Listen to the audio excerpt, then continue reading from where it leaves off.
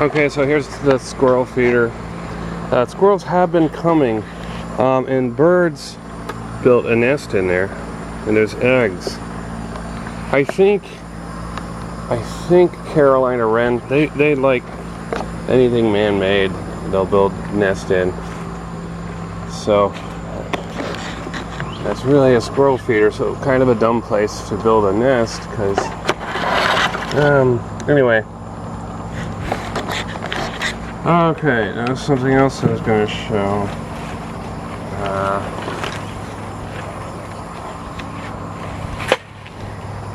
Alright, so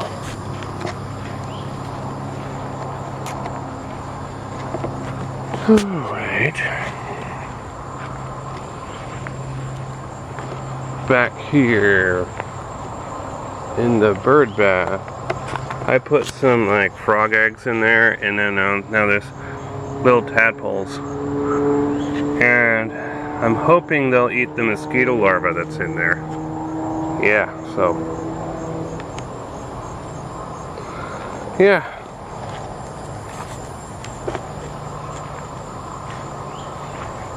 so that's about it.